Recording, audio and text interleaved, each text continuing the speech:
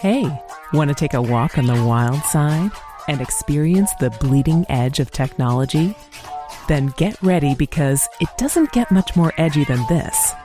You're in for a wild ride. You're listening to Sovryn Tech with your host, the man in triple black, the golden stallion of the tech world, Brian Sovryn. He's got a huge brain. And now, here's Brian. Oh yes, the Golden Stallion here for you for another great episode of Sovryn Tech, as always. Boy, you know, if I sound any better, I got a couple things I want to talk about real quick. I am now on the Let's Talk Bitcoin network with the lovely and hyper-intelligent Dr. Stephanie Murphy. You probably hear an ad during this show for our other show, which happens to be a Sex and Science Hour. And the Let's Talk Bitcoin network, and really the guy, Adam Levine, the head of it, just a real class act. Great guy. He provided some new equipment to make sure everything is sound and solid. And we got a new microphone here, and I think it sounds fantastic. You can let me know if you hear the sound difference at all. I love it. Very sexy. Oh, very, very sexy. I just heard from the show's producer, very sexy. So let me know if you think it's very sexy. Anyway, let's get into some of the rapid fire stories here. As far as the show Sex and Science Hour, there will be a website coming up soon. You can catch it on SoundCloud at the Let's Talk Bitcoin channel on SoundCloud. And if you're not on SoundCloud yet, boy, do I recommend that. You can be as anonymous as you want. You don't have to put in a whole bunch of personal information if you don't want to. It's totally free unless you want to post your own sounds. But I love SoundCloud. I think it's one of the best sites on the internet. It's allowing for so much media to get out there, be it from liberty-minded media to even things that are liberty-minded, even though they don't know it. Kind of like mashup artists, they're very popular on there. But Free Talk Live's on SoundCloud. I'm on SoundCloud. Let's Talk Bitcoin is on SoundCloud. Really, a lot of the best shows on the planet are on SoundCloud. And the nice thing is, if you create a SoundCloud account, this is actually a really great way to help. One of the things I really hope people, would be willing to do for this show is if you become a fan on SoundCloud, that really, really helps out. I know a lot of people look for like iTunes numbers and all that, but really Apple is just running into so much flack right now, that while, certainly if you want to leave a comment on iTunes, or if you want to, somehow vote it up to get it into its noteworthy sections, that's great too. Of course, I'm not denouncing it, doing that, but if you want to, follow the show on SoundCloud, huge help. Huge help. Any numbers always help. And of course, if you want to follow the show on Twitter or Instagram as well, that's a huge help too. Speaking of things that people have done for the show, of course, we accept all kinds of cryptocurrencies as donations on the show. LITECOIN, Bitcoin, Next, BITSHARES PTS, NAMECOIN, a whole slew. But someone actually, a listener of the show, I really appreciate this. A listener of the show actually gifted me a game on Steam. And I just thought that was fantastic. How more understanding can you get of what the Golden Stallion enjoys? And I thought that was really fabulous. So thank you so much for that, listener. I really, really appreciate it. And of course, it's Valentine's Day, and boy, did I give a treat for Valentine's Day. Actually, all weekend's going to be a big treat. We got another triple load, one of those things you can't even see on video. We got a triple load of Sovryn Tech this week. Yesterday, on Friday, let's see, what would that be? That'd be Friday, the 14th, February 14th, 2014. I released the special with a real Liberty tour de force, Kathy Reisenwitz, and of course the lovely and hyper-intelligent Dr. Stephanie Murphy. Just a ton of fun, a great fun of a special. If you haven't checked it out, please do check that out. But you are going to get an episode today, and then tomorrow, on Sunday the 16th, I will be releasing another episode. Why? Because I'm going to be at Liberty Forum next week. And so I always tell you, when I go away, the Sovrynati get to play. And oh yeah, I love that. And another listener, I got a couple things. One listener called me the libertine in chief. Boy, I thought that was fantastic. Then I heard someone else say they saw a quote and they called it a sovereignism because it sounded like something I would say. So now I have a sovereignism. And then there's someone said my fans would be called the Sovrynati, kind of like the Illuminati. I just, so classy. That was great. So anyway, when I go away, the Sovrynati get to play. And so you will have 3 full episodes over this weekend, that will have to hold you over, for about a week and a half, as I will be at Liberty Forum. And I will be, if you go to Alt Expo, which is kind of where they do these alternative talks away from the big names at Liberty Forum, and they kind of get their own personal big names there. I will be on a panel about cybersecurity and privacy, and I really appreciate getting invited to do that. So I will be doing that. If there's video of it or audio, whatever, maybe I'll try and provide that as a bonus for the show. Maybe I'll take my own audio. I don't know. But that's happening. And if you are at Liberty Forum, please say hi. I will be around. And if you don't happen to know what I look like, a couple options. One is I changed the design of the logo on sovryntech.com, where there's kind of a picture of me on there. So now you can know that. Also, of course, if you go to YouTube, the Free Keen channel for YouTube, or the Keenvention YouTube channel, last week they finally released the tech panel at Keenvention 2013 that I hosted, and you get to see me there along with some great panelists that were really, really gracious to me. So please check all of that out. I did release the audio for that panel a while back as a special, but it's out there. So anyway, let's get into the rapid fire stories. Talked about way too much about myself here in the opening, and one is that Facebook, okay. Now, Facebook's actually done a couple changes this week, which I'm pretty pleased about. One of which, if you want to find out more about, you can listen to the Sex and Science Hour on the Let's Talk Bitcoin Network, which has to do with the fact that they allowed for more than 2 genders to be chosen from, like 50 genders. It's fantastic. Check that out. Also, but this is maybe not so good a move, and I've heard 2 sides to this, and that's Facebook is changing the administrator viewability of a page. So if you run a page, not your personal page, but a business page of some kind, or, community page, whatever, according to the story I read, what's going to happen is that other administrators, say you have multiple administrators on the page, like on the Free Talk Live page, I'm an administrator, Ian's an administrator, Mark Edge is an administrator. We can see who posted what, but only the other administrators can see it. Okay, but I've heard from a couple, one of them being an emailer into Sovryn Tech, a listener, told me that apparently everybody might be able to see who made the post. And I also heard from another woman, Anaki. She said that she's concerned or not that she's concerned. She actually kind of likes the idea that people are going to be able to see that she's actually the one doing the posting. But she's under the impression that people will be able to see that she's the one that's posting. So, I don't know. I don't know how this is going to work out. It's starting February 20th. If this is something you're kind of concerned about from a privacy point, you may want to create a fake Facebook account and become a new administrator, and then remove your personal account away from that page or community or whatever. Just a tip, especially the listener to Sovryn Tech that emailed me said that he heard this from a woman in the Middle East, and she runs a women's rights page, and she was very, very concerned, that people would. I mean, she fortunately had a fake Facebook account attached to this women's rights page, but she was very, very concerned that she would essentially be public. If she had her personal account attached, that she would be public, that she's the one doing the posting about it, when she was using the anonymity of the Facebook page to get out her message in a very hostile environment towards women. So, take that for what you will. I've heard both sides, and I guess we won't really know until February 20th. I can't find a really clear-cut explanation other than it seems to be that just other admins will be able to see it, but I don't know. Anyway, other rapid fire stories. HTC apparently may be the ones making the Nexus 10 2. The Nexus 10 has been out there. The Samsung model's been out for a couple of years now. This is, of course, the Google tablet, kind of the premier Google tablet. And people have been waiting for an update, because it's been around for a while now. And some people said that it was actually going to be a Chrome OS tablet, and others are saying now that no, it's going to be something that HTC is designing, which is great. HTC does phenomenal hardware. I think they're making the best phones on the market right now.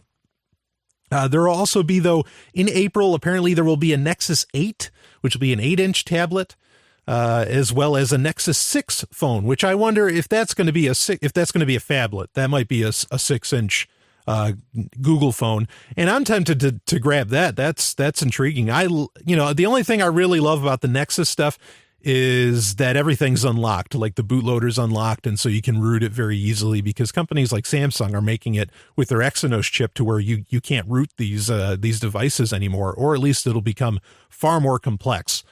So you can't install stuff like CyanogenMod, which obviously I recommend everybody do. But overall with the Nexus lines, apparently there's more news. I mean, this is all just stuff up in the air, but nobody's heard anything from Google on the hardware end in a little while. So that's why everybody's sort of expecting something. But I guess they may be dropping their Nexus line by 2015 anyway. And they're just going to use all Google Play editions, which is where they get from other companies. And, they put the vanilla Android on there, the Google experience, whatever the latest Android being, and they update it themselves. And so, maybe that's the route they're going to go. And that's fine, because even Sony's making great hardware now, so many people are, and no reason for Google to make their own if they can still release these devices. I'd be concerned if you couldn't do an unlocked bootloader on them. But, I guess we'll find out. So that's sort of just a little bit of news on the tech front there. But let's get into the main story. And the main story this week, I'll try to keep calm on. It's one of those. And this is from RT.com, and it's use of NSA metadata to find drone targets kills civilians, says Glenn Greenwald. The U.S. is relying upon NSA metadata to identify targets for drone strikes, reports The Intercept. The Intercept is Glenn Greenwald's new news source, new news website, news resource, I should say. A former NSA operative said the tactic is flawed, and the agency targets phones in the hopes that the person on the other end of the missile is the bad guy. Direct quote, in the hopes that the person on the other end of the missile is the bad guy. Citing documents leaked by Edward Snowden and testimonies from former Joint Special Operations Command, that's JSOC members, Glenn Greenwald and colleague Jeremy Scahill have revealed the extent which the U.S. military is using NSA intel to establish targets for drone strikes in an article in The Intercept. The most common tactic employed by the NSA is known as geolocation, which entails locking onto the SIM card or handset of a suspected terrorist. A former drone sensor operator with the U.S. Air Force, Brandon Bryant, told The Intercept that using the metadata led to inaccuracies that killed civilians. Well, no shit. Don't you dare let anybody borrow your phone. Really? Because if they're using your phone as a targeting device, oh man, if someone says, hey, can I use your phone? Be like, hey, look, man, I'm an anarchist. I don't know if you want to touch that thing. Or whatever. Anybody can get labeled a terrorist today. Let's keep reading. The NSA uses a program called GeoCell to follow potential targets and often do not verify whether the carrier of the phone is the intended target of the strike, like I just said.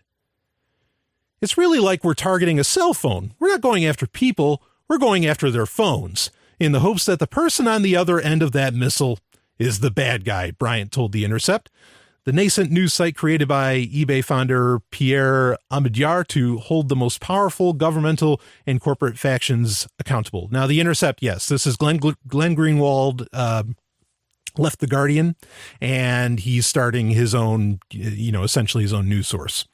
And it's called The Intercept, and that'll be website of the week, I'm sure, at some point.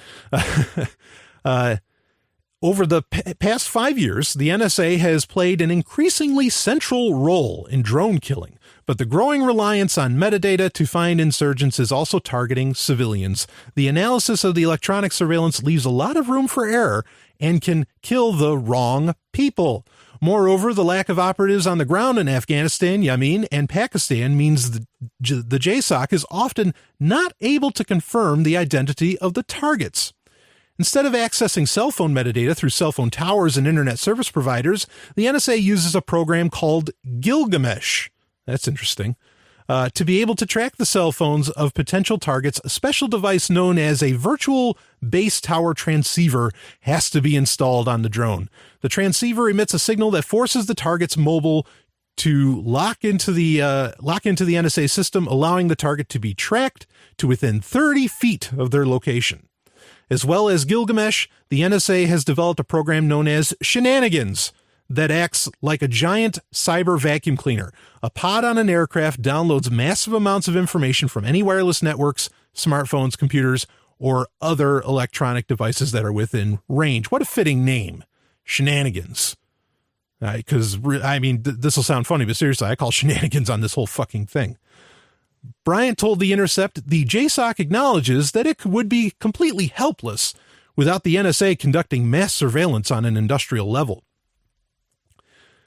Completely helpless without the NSA conducting mass surveillance on an industrial level. Noting that innocent people have absolutely been killed, absolutely, this is direct quotes, absolutely have been killed in these strikes, Bryant said that some terrorists have got wise to geotracking and have developed a number of tricks to elude the NSA.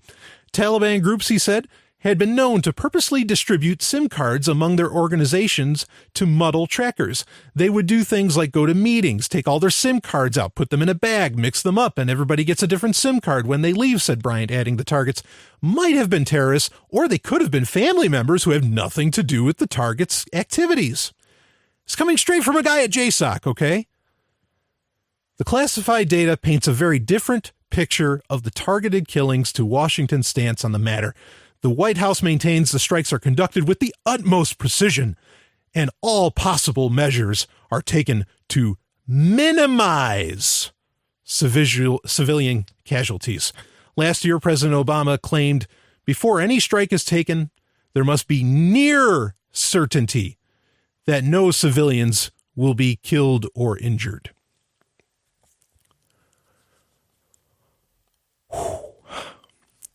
Playing games with life. Literally. Clearly, very simple steps are being taken to thwart a lot of these things by people overseas. Very, very basic steps. But contemplate with me that we are killing people based upon algorithms and SIM card data. You know, I hear this, I hear this a lot where, you take things like, like Google and how they, Google is really just, so pervasive in everything you do so that it can give you a better ad experience. Years ago, there was a really big write-up for a while, where it was warning that, hey, look, you don't want your name attached with your Google searches because you don't know what that's going to make you look like. And well, guess what? You are being targeted based upon, a SIM card or an algorithm. And largely, again, according to the Shenanigans software, they're basing that on, they're just collecting all this data. And they're even using that to label you as the terrorist. Your internet data. So what do we do about that? Okay, real quick. Disconnect search. That's disconnectme.me. You can go there, and disconnect.me has what's called disconnect search, and that anonymizes your searching on Google and pretty much any other box, even though that's kind of in beta. Pretty much any other search box that you put in, it anonymizes it. Do that. Get a VPN. Use ProXPN. Whatever you can do, okay? And you can put, these things can be put on computers. ProXPN can be put on smartphones because clearly they're tracking smartphones. Now, we can outsmart them. Very simple things are already being done to outsmart them, okay, to thwart their abilities. But guess what? They don't care. The United States government doesn't give a shit if you have the wrong phone in your hands. I don't want to get into scare tactics. We have a very positive outlook on the future. No question about it, okay? But this is crazy. And you say they care? No, they don't care. If they cared, if they had a lick of compassion, they wouldn't say near certainty that no civilians would be killed or injured, or they wouldn't try to minimize civilian casualties. They'd walk away and say, no, if anybody innocent has a chance of dying, we don't fire. We don't do it. But they do it anyway. They don't care about you. You never give, what's one of the oldest sayings in the world? You never give a person a weapon unless you know where they're going to point it. They don't know where they're pointing it. They're basing it on data, on metadata.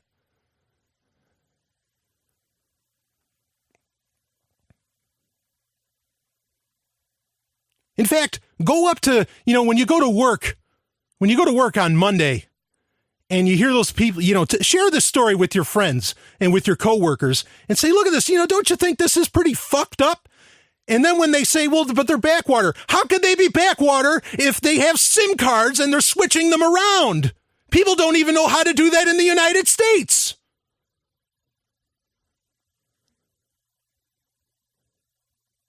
Have them answer that one. They're not backwater. They're human beings just like you and I. How about the old Blackstone's law? Better that 10 guilty people go free than one innocent person suffer. What happened to that? That's the entire basis of law around the world. Or at least it used to be. Let the fucking guilty parties go free. I don't care. No one deserves to die. Ever. The United States government thinks differently.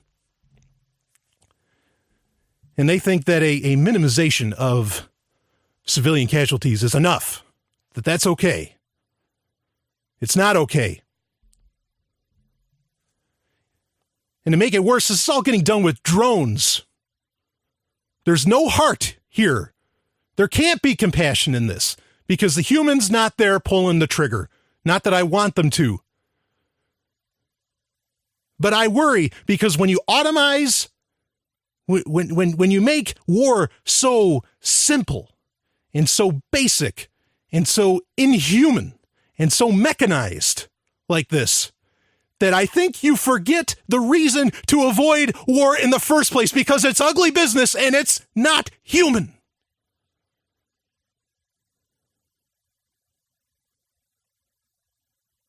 Sorry to start the show on such a sour note. But people should be talking about this. This kind of story should be in people's faces saying, what the hell are they doing?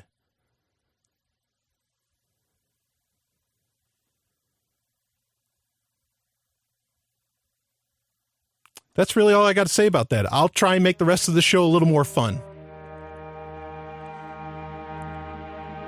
But yeah, like Snowden said and I said before, this shit gets worse. But we can thwart it. Education's where it starts. And I'll be back with more. This is Sovereign Tech.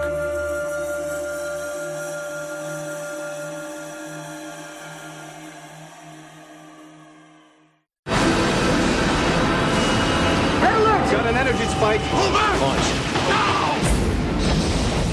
Bombing the Narn back to the Stone Age wasn't enough for you? Then we heard it. The sound of something terrible being born. This is madness. Station 3 to Commander Ivanova. Centauri have launched a full-scale assault. Time is coming on! It's our turn now! 2 million tons of spinning metal, all alone in the night. A world where empires rise and fall, where dreams are born and die, where war and hatred are challenged by love and faith. In the third age of mankind, an age plagued by an evil empire that seeks to destroy humanity. It is our last, best hope for peace, for victory, for freedom. It is Babylon 5. Babylon 5 is available for download on your favorite torrent site.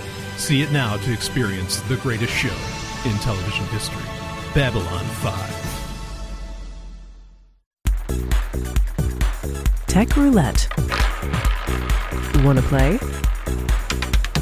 Oh boy, it is time for Tech Roulette, where I cover stories that get sent to me through the various channels. Sometimes it's from Facebook friends, which that's fine, as much as I try to kind of walk away from Facebook, even though I do give them kudos for some recent things that they did. And of course, I detract them for some other recent things that they've done, which we talked about during Rapid Fire Stories. Or, of course, you can get in touch with me through Twitter, and as well as, even I guess in some degree you could get in touch with me through Instagram, right?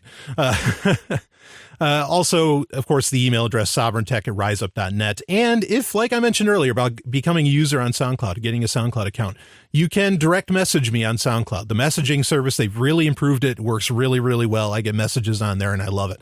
But this week's story, and we're gonna shake things up here, and we're gonna put in some science. I love talking about science, and I don't get to recently. Since the Snowden revelations and things of that nature, I haven't been able to talk, or at least I haven't felt compelled to talk about science as much, but now I'm feeling compelled to do so.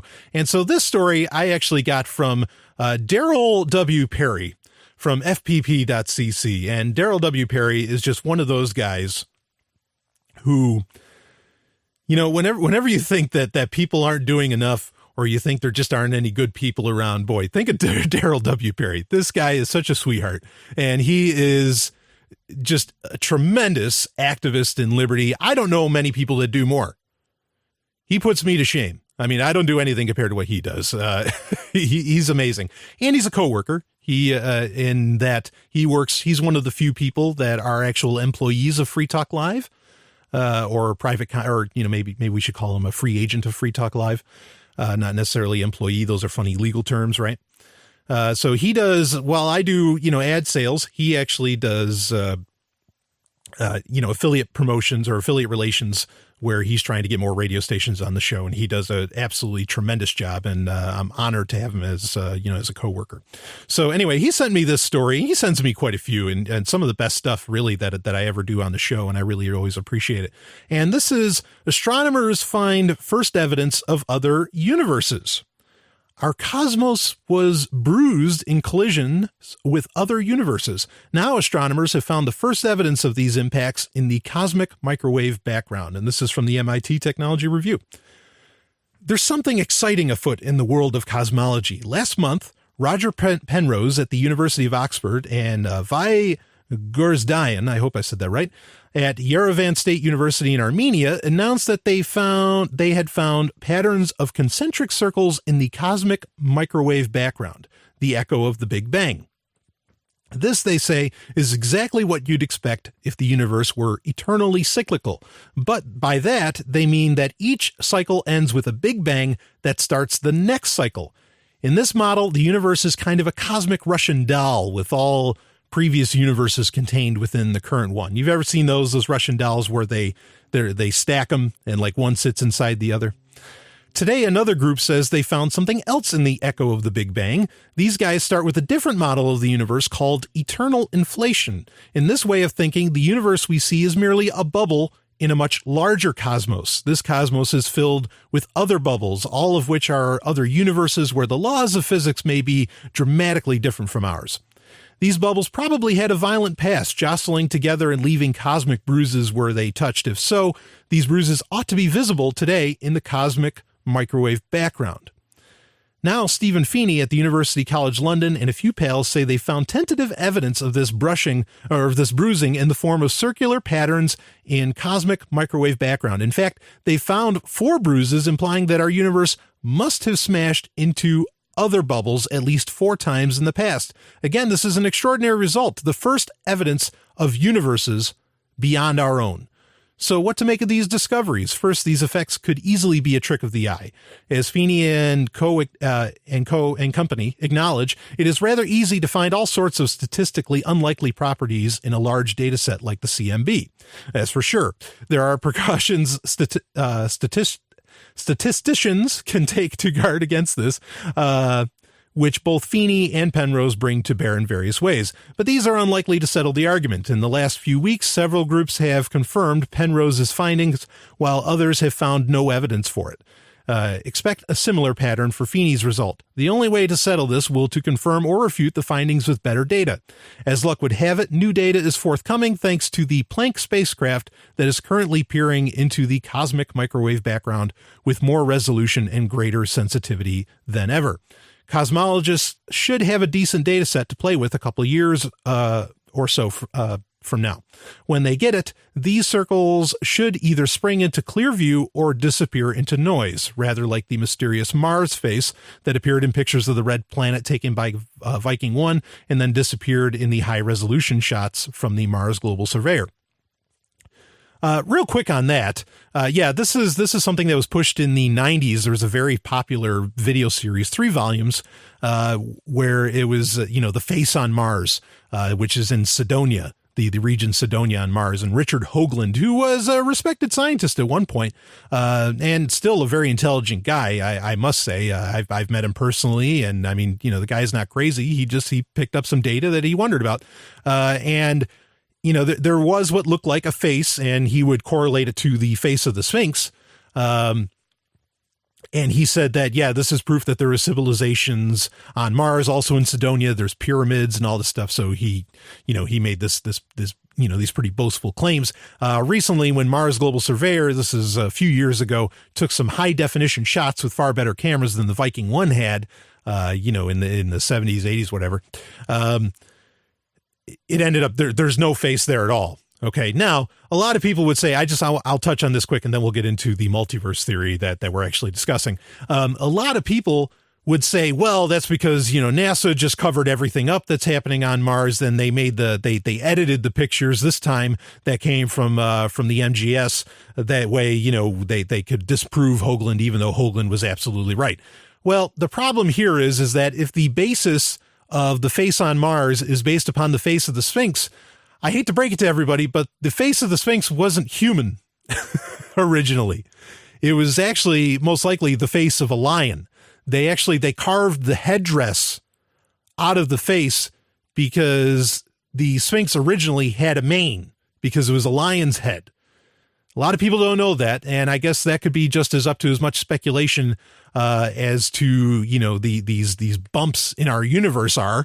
But the Sphinx, in my opinion, and there's historical, on Egyptian steles, okay, which is how they wrote things. So in the Egyptians' own writings, they didn't make the Sphinx. They found it under the sand and they squatted by it, just like the Sphinx itself is squatting. So that's my personal opinion and theory, but I think there's a lot of evidence to back it up. Certainly more evidence than there is for the fact that the Egyptians themselves built it. So then who built it? Well, you can ask me, send me a listener email about that if you really want to know. Anyway, let's get into the multiverse thing. So again, the whole face on Mars, nonsense. There may be some intriguing things about Mars that may be being hidden, but the face on Mars is not one of them. That is, Cydonia is as unremarkable as really any place else in the universe.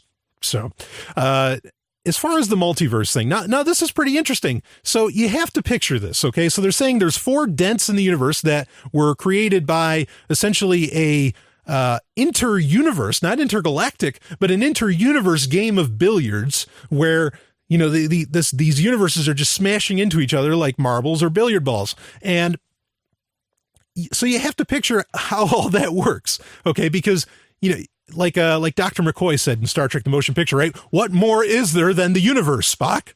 And right, what more is there than the universe? Well, it turns out there might be a whole bunch of universes. Now, let's not get confused. This is not like the Einstein-Rosenthal-Pulaski bridge, okay, in Sliders, where, there's alternate universes in there. Yeah, there's just little things different, like Elvis is still alive or something like that. That's not what these people are talking about. Okay, we're not talking about alternate universes. We're talking about literal other universes, okay, that are, just bouncing around out there. Okay, now this might be new to some of you, to some of my listeners, but I think, again, this still has to get proven that these dents are exactly because of this multiverse theory. Okay.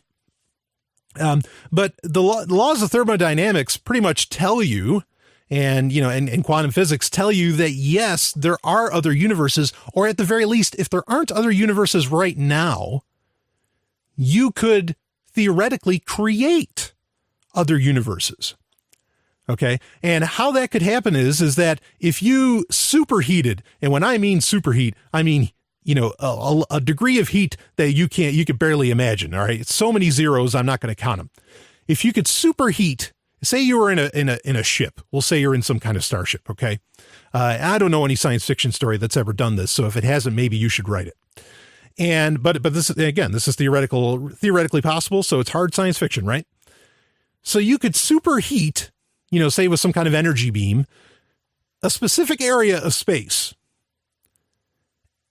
And you could heat it up so much that your ship will literally rip out of the universe. Now, where does it go when you rip out of this universe? Does it go into the giant multiverse? Do you suddenly end up in the land of bubbles? Land of bubbles being like you suddenly see all the multitude or however many universes there actually are out there. No, that's not what you'd see. What would happen is that you would actually create your own universe. So as far as we know, what this actual multiverse, with all these bubbles, I guess the only way you could picture it yourself is if you remember those marbles that had the bubbles inside of them, like a bunch of bubbles. Picture the multiverse as that marble. And then you see all the little bubbles in it, and those are all the little universes, one of them being ours. And, but the point is that as far as we know in science, we're never going to see what that looks like. Yes, we can leave our universe, but as far as we can tell, also, we're never going to be able to get into another universe. Like, I don't know that you can't really rip back into one unless you knew exactly maybe where you were pointing. But since by thermodynamics, there seems to be no possible way, to navigate in the multiverse, you're not going to pull that off. But you could create your own other universe. So what would happen in that other universe? Who the hell knows? Like they said, the laws of physics could be completely different in that other universe. So, hey, maybe then you could reach the other universes. Anyway, wild stuff. I recognize how far out all this sounds. Okay. But these are, I've talked about it a few times. These are the drastic scientific discoveries that are occurring. Again, this still needs a little more proof, to be considered solid. But these are the really drastic discoveries that we're finding all the time. And it seems like every week there's just something so new that has at least enough evidence to be considered a decent scientific theory. There's a couple different explanations for how our universe came into being now. So the Big Bang is up in the air in science. The Big Bang's not up in the air by Ken Ham. Okay. It's not up in the air by creationists. The Big Bang is up in the air by actual, full on scientists. And that's fascinating. And it's a very exciting time to be in where, we're making just these incredible discoveries. And now, of course, I'm sure someone's going to email in and say, well, who cares where we came from? What does all that matter? Well, I think it matters. Because actually, a story I did a while back on the show was talking about the end of our universe. Okay, because let's say the Big Bang is true. This universe wasn't always here. And there was one before. This is the cyclic theory that this article, the eternally cyclical theory that this article was talking about. Okay, is that, universes come and go. And if we could find out what the actual nature of the universe is, because we have two theories kind of at war here. You have eternal inflation and eternally cyclical. Okay. And eternal inflation would actually suggest to some degree that this universe doesn't have to go away. And so that's good news, especially if we get our transhumanist future minus governments and control structures and hierarchies, we could end up living forever. And so if we can understand our origin, we can understand our end. Okay, this is a really important point that I think a lot of people miss, because we live in such an exciting time where new discoveries are happening almost by the second. You know, what's that saying, when someone says you can't do something in today's world, the world's moving so fast that halfway through their statement, someone walks up and says, "Hey, I did it." Okay. I mean, that's how exciting of a time we live in. But with all these new technologies, new advances in science and medicine and whatever else, if we don't have an understanding of history, of origins, yes, we'll do the Santayana thing where, we're doomed to repeat that history if it's a negative one. But also we really can, to some degree, know the future, not like, where a fly is going to land or something like that, or what if you're going to win $1 million in the future or something like that. But we can tell to some degree the future of where things are going to go by understanding our history. Okay. We can understand the end of the universe by understanding its beginning. So it's important to learn these things, especially if we're going towards a world, for me, where, hey, I plan on living forever. I have no intention. The thought of me dying literally does not cross my mind. And we're kind of the first generation that could say that, I think. We're in the first time where people can really say, yeah, you know what, we might not die. Aside from, of course, people that believe in, an afterlife or a heaven or something. Yeah, that's really invigorating. And so, of course, with that future, we'll be able to put a lot of these things to rest. A lot of these theories, these conflicting theories that we're constantly, talking about. So I think this is incredibly exciting. The idea of proving that there's a multiverse, and the chance. There is the offhand chance, and the article doesn't really say it, but it's there. There's the offhand chance that if this gets proven true, our universe might not have to go anywhere, ever. Or if our universe does end, maybe we can escape to another one.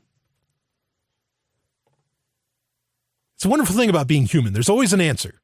There's always a solution every time, and that's so great. As long as, people with the controlling nature just stay out of the way, there's always an answer. We can always figure things out. So I saw it as, yes, it's all very far out. It's all very theoretical. A whole lot more testing needs to get done, to prove this multiverse theory. And this has, very little.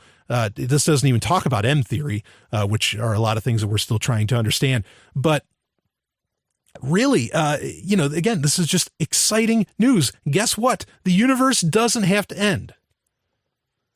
Or at least life as we know it doesn't have to end. Of course, when you end up somewhere where the laws of physics are possibly completely different, like this MIT article describes, then, hey, who knows what's going to happen, right? I don't know. But of course, I suppose if you actually were able, like I said, if you superheated an area, you could create your own universe, and you went into there, maybe that universe, because you ripped out of this one, would for some reason follow the same laws of physics, and we'd be good. I don't know. But this is exciting. This is great. Maybe there doesn't have to be an end. I love it. I'll be back with more. This is Brian Sovryn.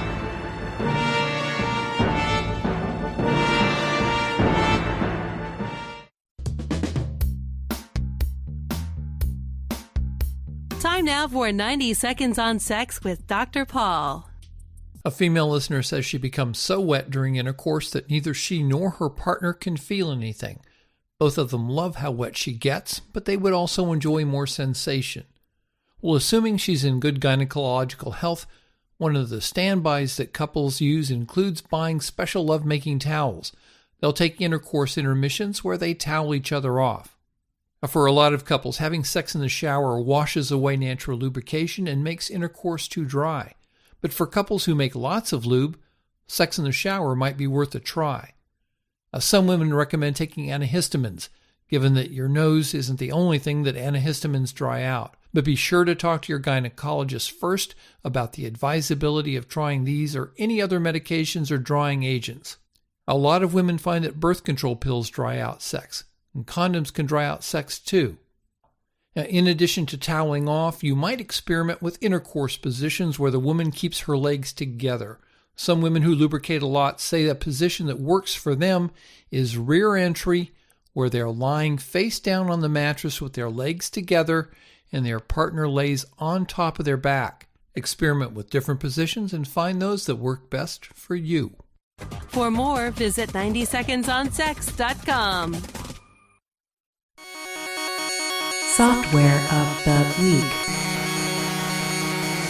It is time for Software of the Week, where I cover software that is useful, sometimes terrible, but generally I want it to be something useful. And this week, this is pretty cool. Okay, now, first caveat: it's not open source yet. It has a proprietary algorithm. Okay, and what it is, it's Wickr, WICKR. Okay. And it's a messaging system. Kind of picture it like Snapchat, but it's really so much more. It's like Snapchat, where you can actually set, goes on, they have for iPhone and Android. Okay. And there isn't anything. Sometimes I like, there's another one, Glyph, where not that gives you the ability to destroy the messages you send. But Glyph is nice because it has an interface that is really cross-platform, like, because it has a web interface. I wish Wickr had that. That's about the one thing that it's missing, in my opinion. But otherwise, this is something that has it all. You can send videos, that you can set a timer.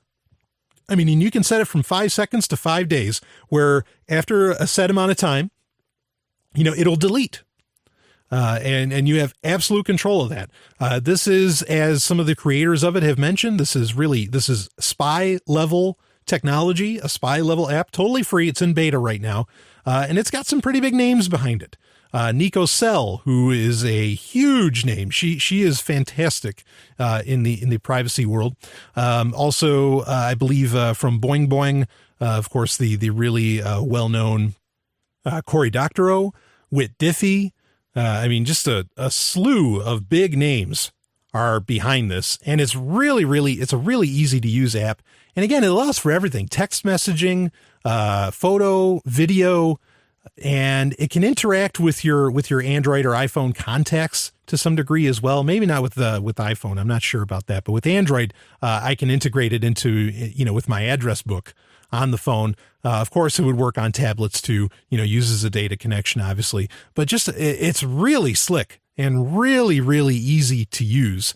Now, again, I mentioned it is, the algorithm that destroy, or, essentially the API that destroys the message is proprietary. It is not open source. Okay. So some of my listeners, and I understand, would not want to use it because of that. I do always want to keep in mind, though, of what's called the open source fallacy, that just because something is open source, somehow it's superior. Not always true. Okay. There's other apps like Threema. There's some out there that really do tremendous work, and they're really solid apps, but they're not open source. So I don't want people to just completely write stuff off because it's not open source. But I believe me, I totally understand that sentiment. Okay. Because really things being open source is the way to know, whether something does exactly what it says it does. So, but Wickr is something that's needed. I mean, people like Snapchat, or like Instagram direct messaging, and, but there's the concern that with like Snapchat, where they're keeping the pictures, even though they delete for the person you sent them to after a few seconds, Snapchat's been keeping them for at least 24 hours. And then the NSA has access to that. And so here's Wickr to replace that whole thing, and you don't just have to be into sexting to want to use Wickr, believe me. But Wickr solves that whole issue. Now, how do you know? How do you know they're not sending it to the NSA? Well, trust the names. Do you think Cory Doctorow would slap his name and be involved in a project that worked with the NSA? I think it's safe to say, no, he wouldn't. Would Nico Sell do that? No, I don't think so. Whit Diffie? No. I don't think, these guys guy and gal have spent their whole lives thwarting, Big Brother surveillance. Why would they want to hand stuff over to them? So, it's something to consider. But, in the future, there has been some degree of talk. I've heard that they may be making this open source. But as it stands right now, no, it does use proprietary, software. So, but Wicker, I liked it. I used it. Very, very simple. It did exactly everything it said it did. And it has so many options. That's the nice thing, is that sure, it does what Snapchat does, but it does so much more. It allows for video, allows for texting, and you a lot of control, whole lot of options built into this one. So if you want to, you can go to MyWicker, MYWICKR, no E. Okay, there's no E there. It's WICKR.com, mywicker.com. And you can check it out. Actually, if you look up Brian at freetalklive.com, if you search for that, you can find me. Go ahead and friend me on Wicker. That's fine. We can send Mission Impossible messages to each other. I'll be back with more.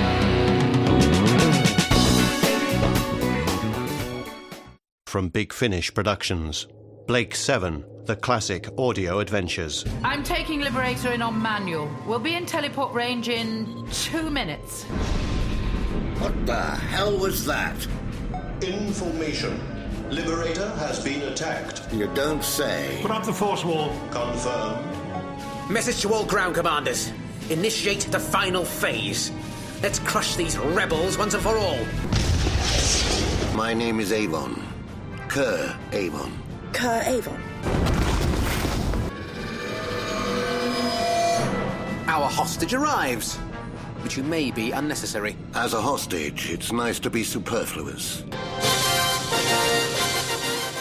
You can go to Blake7.com to find more of the new adventures of one of science fiction's greatest masterpieces, Blake 7, at Blake7.com.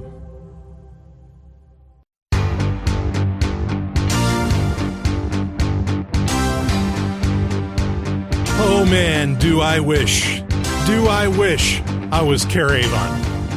Yeah. I love Blake 7. Probably maybe the second greatest show in history. Obviously Babylon 5 being the greatest of all time. Though, Highlander sits in there pretty damn high. I gotta say, Highlander is an utter classic. And at some point, I'll talk about some Highlander maybe during Pick of the Week, because just another really formative show for me. But, if you haven't seen Blake 7, please do check it out. And Kerr Avon, you're going to love him too, because, here's a hacker, that ends up becoming this, rebel against an empire, and really, just takes it to the heights. But anyway, it is time for listener email, where I cover topics, and emails that get sent to me through the various channels. Again, you can get in touch with me through Twitter.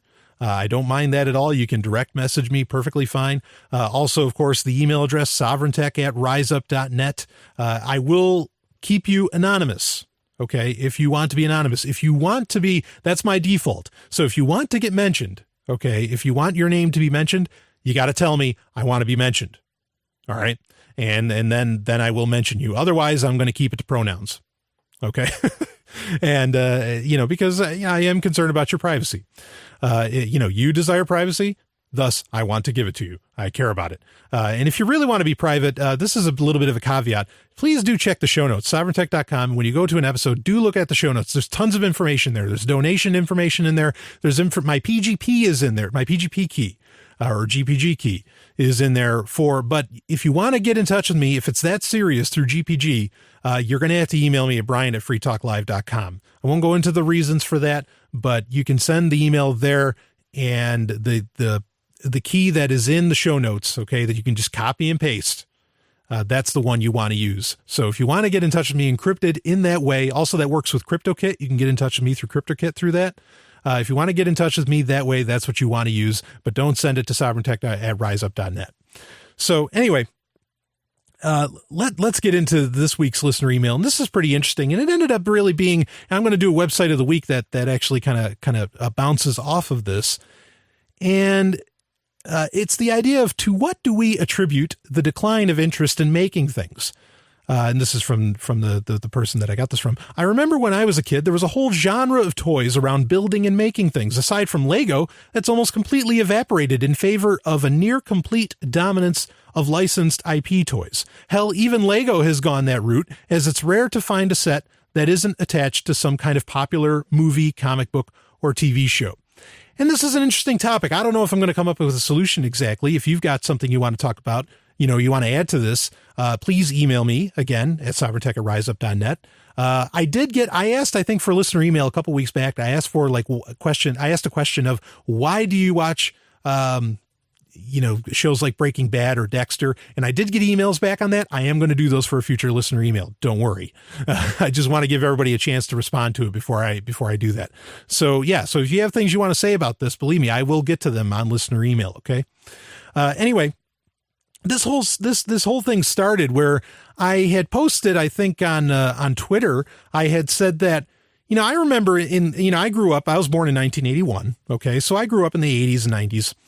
And I remember that everything, even the most basic toy, like the one that I remember in particular was I had I got a toy of Knight Rider of Kit, the Knight 2000. Okay. Knight Industries 2000 that came with, of course, a figure of Michael Knight. It was awesome. The scanner on the front of Kit would actually light up, so you had to put a battery in it and Kit would talk a little bit, and it would make the classic Knight Rider sound of, that sounded like the Cylons from the original Battlestar Galactica, of course, because Glenn Larson made both shows.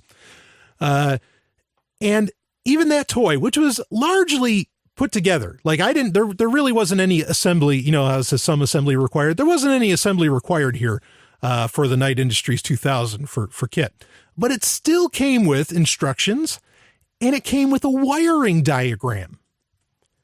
Now, I was maybe 7, 8, if that. I might have even been younger. What could I have possibly done with wiring instructions? You know what I mean? Why was that there? Why were these wiring diagrams in the instruction booklet? Well, sure, yes. I mean, a really ingenious kid could, of course, or maybe a not so ingenious kid could, of course, fix if, say, something happened to Kit, a wire got loose or something, you could actually fix it yourself, or you could have your dad fix it, or your mom, whatever. Okay. That's why they came with the wiring diagram, so that these things could be repaired. Now, I don't want this necessarily to turn into an argument of, well, things just aren't made like they used to be. And that's true. The things aren't made like they used to be. That I think that's actually an inescapable fact. Not to say things aren't made tough today, but they're certainly not made like they're not made like they used to be, in that the sense that you used to be able to repair things. Okay. Look, my Galaxy Nexus is one of the most solid pieces of technology I've ever owned. Okay. I've literally had it. It's dropped and it's gone across the driveway. Okay. And it's perfectly fine. The glass isn't even scratched, everything, it's solid as a rock. The worst thing that happened was the back of it popped off, which makes me wonder. I've seen a lot of people with other Galaxy Nexuses. And again, would it be Nexi? I've been pretty rough with my Galaxy Nexus. I don't understand. I've seen so many other people's Galaxy Nexus in New Hampshire where the entire screen is shattered. What the hell were they doing that whole thing is shattered? Because like I said, these things are rock solid. So again, things are not made like they used to. That doesn't mean that things aren't tough still, or that they're not built to last, because I think a lot of them are built to last. There's plenty with planned obsolescence. No doubt about that. Okay. But, they are built to last still. Okay. And in fact, planned obsolescence is turning into where they make sure that the specifications become obsolete and not that the actual hardware goes bad today. Okay. I'm all over the place. Anyway, the way things aren't made like they used to be is you used to be able to fix them. You used to be able to repair them. You used to be able to solder things. Okay. I remember my dad, the first time this is going to sound like a grandma tale or something. But seriously, I first held a soldering pen at 5 years old. And granted, my dad was, an electronics guy, to say the least. But that's, that's how it is. I don't know many kids that really mess with a soldering pen anymore. And I'm not saying people need to know how to do that. Okay. I like the diversification of labor. That's wonderful. That's fine. But things aren't made to be repaired. Now, they're not just not made to be repaired. They're not made to be kind of figured out. This is the point that the emailer made with Legos. Okay, now this is something I noticed a little while back. I'm a huge fan of Legos. In fact, up until I joined the Army, so up until I was like 21, 22, I still bought Legos. In fact, I remember the last set was a Mission to Mars set at the time, and I bought the whole series. I love Legos. And at that time, even then, and this was 10 years ago, over 10 years ago, I noticed that they were making a lot of custom pieces, as in they were making pieces that were kind of curved that you couldn't really use anymore to make something else. That was the beauty of Legos, is that you could make a million things out of a Lego set. Okay.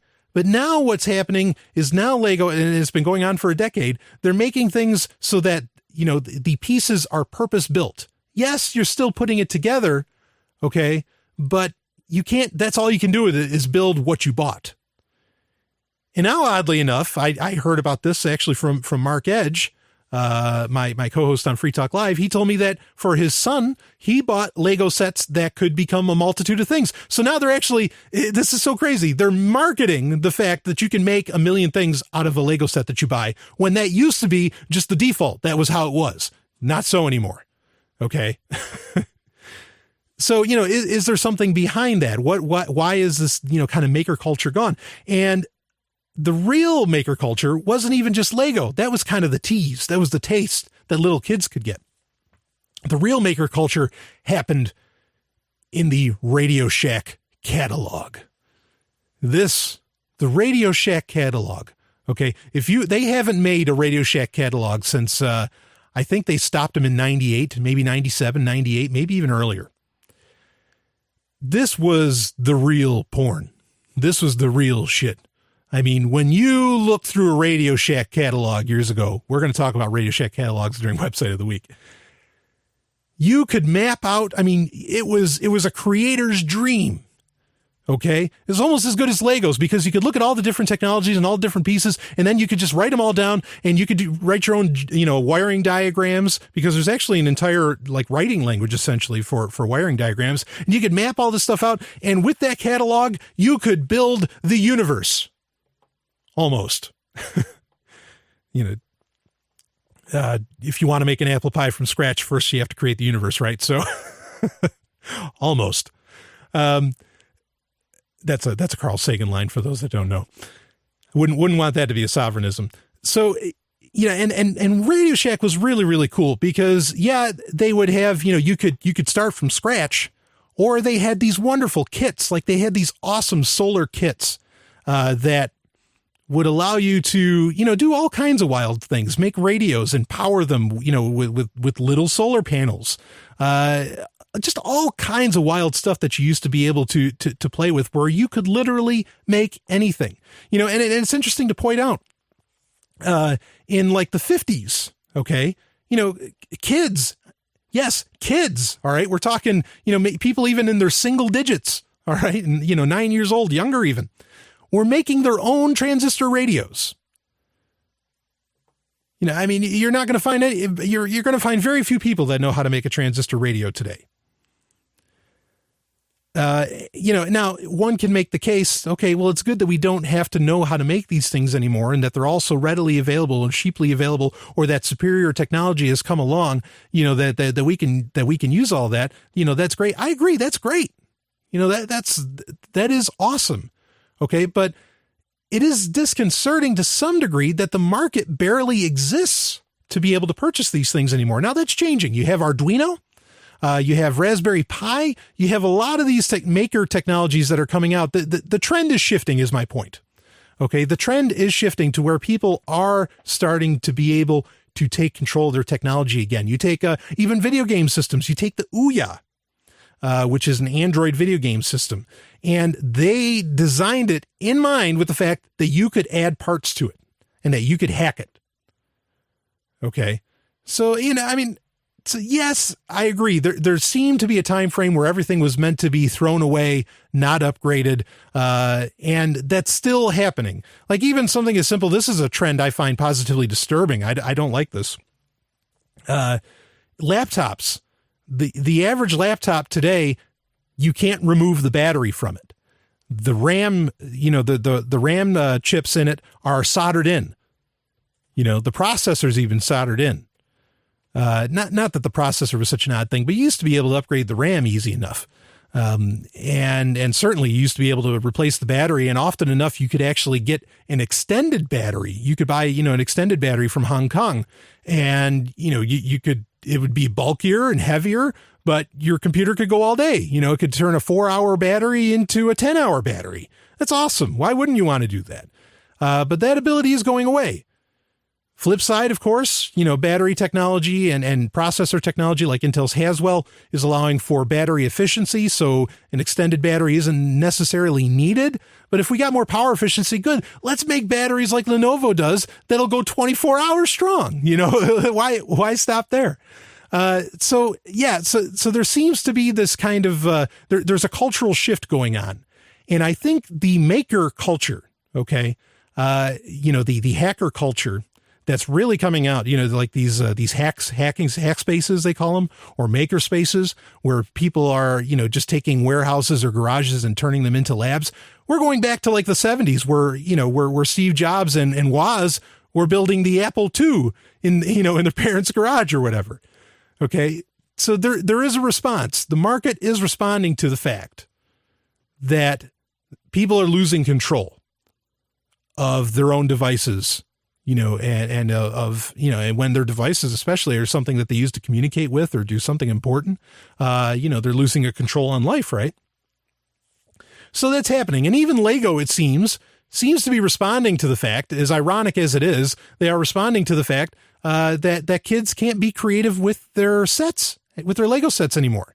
And so now they're marketing sets that are designed, hey kid, get creative. Great. That's awesome. That was the beauty of Legos, is they were toys that last forever. You could have Lego sets from the 70s and they still work today, and it's like a multi-generational toy. It's one of the best things ever invented. Kudos. So yeah, I don't know exactly what happened there. But you still do have the attitude. The maker culture is definitely a subculture, big time. Okay. The hacker culture is a subculture, always has been. So as to where before it wasn't a subculture, it was just out there. Like I said, even the most, toys that required no assembly would come with wiring diagrams so that you could fix it. I don't, how far we're going to go to where we can start soldering all our own boards and everything again. Arduino's a good, look that up if you've never heard of an Arduino. It's ARDUINO, I believe. The possibilities become endless. And cheap. And that's one of the big differences, amazingly, today, is that to do this stuff, it's very inexpensive, as to where, back in the 80s, yes, due to inflation, it wasn't expensive at the time, but at the time, or, compared to now, but at the time it was very expensive to do this stuff. So yeah, I don't know. I'd love to hear your thoughts on what exactly you think has brought this, this lack of control over our technology, in very, the simple ways, or the fact that people are okay with their toys, not being able to do what they want with the toys, but being told what they have to do with the toy. It's an interesting subject. I don't know what exactly brought that on. Part of it, if I were to venture a guess, I would say, that the fact that the world is moving so fast that most people just don't have the time to think about it. And things are so inexpensive now that it is almost practical to just buy a new one. I recommend Chromebooks. Why? Chromebooks are $200 and it's a fine machine to do 90% of what you need to do on a computer. Okay. And you can lose it for $200, especially in an age where our technology can just get ripped away from us by border patrols or TSA or whatever. It's something you can just risk to lose or risk to break. So I don't know if it's a bad thing, but either way, the maker subculture is rising, and it's rising fast, which is a good thing. I'll be back with more. Hey, Brian, what's that funny sticker over your laptop webcam? I was trying to spy on you while you were in the shower, but now I can't. See, that's why I have it. And it's from EFF.org. EFF, what's that? It's the Electronic Frontier Foundation, totally donor-funded organization that fights for internet freedom, privacy. Wow, that sounds great. So EFF.org, I support internet freedom and privacy, and maybe you do too. Yeah, and you can support them with Bitcoin. The Electronic Frontier Foundation at EFF.org.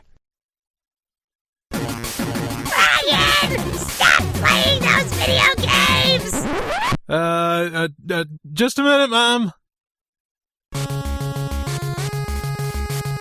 Game Talk. It is time for Game Talk. And how do you, I love that. I've contemplated changing the music on the show, but I love that. That's BitShifter, a good friend of mine who does chip tunes. And, it's funny, if you've heard Sex and Science Hour, I think you just heard an ad for it. You heard an ad for EFF, which is we made for the Sex and Science Hour show that the lovely and hyper intelligent Dr. Stephanie and I do. And turns out Stephanie loves chip tunes. Which is great because it's one of my favorite types of music. Obviously, I grew up in the what could be called the 8-bit generation, I guess, and it takes you back. And sometimes, just like what BitShifter does with hexadecimal genome there, it can be pretty epic stuff. So, and a lot of fun. So that's great.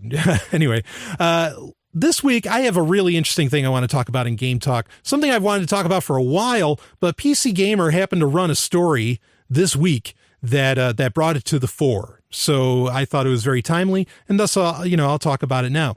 And again, this is from PCGamer.com. SOEs, that's of course Sony Online Entertainment. John Smedley says content-driven MMORPGs are unsustainable. MMORPG, massive multiplayer online role-playing game. But I think this holds true for all MMOs, which just means massive multiplayer online, and then whatever type of game it is, like a MOBA or an RTS or whatever, or FPS. After I had reached the highest levels in Star Wars: The Old Republic, I ran into a problem. I had seen and done everything the endgame had offered me. I completed all the dungeons, conquered all the available raid encounters, and then I was essentially stuck in a content drought until BioWare released something new, and then the cycle would repeat again. It's a pattern most MMOs of today run the risk of falling into as players tear through content at a faster rate than ever before. In a blog post, Sony Online Entertainment CEO John Smedley examines these content-driven tendencies of the MMO genre, calling them unsustainable for the industry in favor of more sandbox experiences. Sandbox experience being something like, I imagine he would mean something like Skyrim, which there is an MMO of Skyrim coming out. Or of Elder Scrolls, more specifically, I'm sorry. The content-driven model is not where we should be aiming as an industry, Smedley writes. As players, our ability to beat that content has gotten to the point that most content is done by the players nearly immediately after it's released. As a game maker, players are going through the content we make so much faster than we can make it that we're constantly in a state where our players are looking for stuff to do. Smedley points to the changing landscape of the MMO genre and the initial wide-eyed fascination of open-world, large-scale multiplayer gaming nearly a decade ago as the reasons why focusing on building content for players became the go-to choice. The success of this method reached a zenith with the titanic success of World of Warcraft and Blizzard's focus on keeping its endgame fresh with major update patches and expansion packs. We all, as game makers, have to deal with the fact that we're not just competing with the content of WoW at launch. We're dealing with 9 years of it, Smedley explains. That's a very daunting task, and it makes the genre unapproachable if people try and fight that fight. Rising quality standards and a community becoming increasingly acclimated with what to expect from a polished MMO, engaging quests, an expansive world, and long-term endgame plans are quickly diminishing the effectiveness of a content cycle, Smedley believes. Even titles with a deep lore-rich background, such as The Old Republic and The Elder Scrolls Online, which I just mentioned, run the risk of losing players due to burnout. Smedley's solution, then, is to reach across the spectrum and place the onus of creating content squarely in the player's hands. He points to a number of existing activities, PvP arenas, that's player versus player, kind of like a one-on-one fight, auction houses, armor, and appearance costumes as examples of players taking charge in forming custom experiences. But his ultimate vision entails entire games with a sandbox slant and a genre weaned away from kill, collect, loot, repeat, questing, and stagnant endgames. Building systems into the games that let the players interact with each other in new and unique ways gives us the ability to watch as the players do stuff we never anticipated, Smedley writes. We'll see a lot more creativity in action if the players are at the center of it. EverQuest Next and its world-building tool Landmark are, of course, a prime example of what Smedley is driving at. Landmark is completely player-driven, and its blank canvas nature empowers players to create and show off constructions an entire MMO player base can enjoy. And that definitely makes a difference. Most player interactions in today's MMOs are homogenized. Everyone partakes in the same quests. Grouping up is sometimes a wordless affair as you kill a quest monster together and then silently part ways, known as, of course, a raid. It's easy to look at another high-level character and predict that their leveling experience was more or less the same as yours. I'm all for fresh crack in this mold, but it might be a long time before we start seeing a bit more daring in the way MMOs are made. The typically staggering costs of development has caused the genre and the developers associated with it to be notoriously averse to change. We're going to take the idea of sandbox gaming and put it at the core of everything we're doing, Smedley declares. We'll obviously still be making awesome stuff for players to do, but we're going to aim very high in terms of letting players be a part of the game's systems. The more emergent sandbox-style content we can make, the less predictable the experience will be. For more of Smedley's thoughts on sandbox MMOs, check out the blog. Okay, there's links. Of course, you can go to the show notes, sovereigntech.com, and in the show notes for the episode, you will see, you'll get a link for this story, and then you can link and read more about what he has to say. Okay, so my thoughts on this. First off, I think yes, Smedley said, all right, we're still going to make awesome content, but we want to make things a little more sandbox. No, I think that's a company being lazy. So Sony, I'll just say Sony from now on. Sony has had a very rocky history with MMOs. They've had some of the best licenses for MMOs, which that's the real kicker, is that they've always botched them up. Okay. As to where somehow Blizzard did it right. And it's not like Smedley saying, well, you can't put the money into it. Are you kidding? It's Sony. What do you mean you can't put the money into it? Sony will put the money into anything. They have some of the most wonderful and ridiculous ideas in history. I mean, this is a company that in the late 90s and early aughts literally made their own competition company. They built their own competition, that being Iowa. Okay. There's plenty of money to go around. All right. That's a nonsense answer. But to his point, yeah, these MMOs, I see a core problem with them, and it's not the sandbox play. Yes, that's kind of important, and that's becoming a bigger deal. But I'm concerned that going towards that sandbox play, is really going to kill the artistry of the game. It's going to kill, I don't want Hideo Kojima to make a sandbox game. I want Hideo Kojima's dream, to be played out in front of me, by me. Okay. But I don't want my dream to be played out. I want Hideo Kojima's. I want Shigeru Miyamoto's, idea and physics to be played out, not mine. It's cool to have a couple games here and there like Saints Row, or GTA or whatever that allow for a sandbox model. Yeah. Okay. That's a lot of fun. Or Lego games are the ultimate in sandbox at times. That's all fine and dandy. Have those games, but let's not just all suddenly run away from a great single player experience, or a single player designed or, really crafted content experience, storyline experience, just to really what I think it's just to make more money. It's just so that they can make a game and then they don't have to maintain it anymore. That's what this is about. This is about, game companies. They're watching, even World of Warcraft is seeing their sales kind of wane. Okay. It's all right. Games don't have to be played, for the next 200 years. Okay. I mean, it's just that's not necessary. I see a real problem with MMOs, not in the fact that you can't press pause. Okay. I mean, that's a problem too. Like I played World of Warcraft for a while and I had to stop. After a month or two, I had to quit because I'm just like, no, this is invading my life. It was supposed to be an escape from it, not become it. Okay. It was supposed to be something fun, not something that felt like work. So I can't help but see this as somehow just someone, I agree. I think that content-driven MMOs are unsustainable. I totally agree with his assessment, but his solution, I think, is way off. It's just, he's missing the fact of what exactly people really want, or what exactly a game should be about.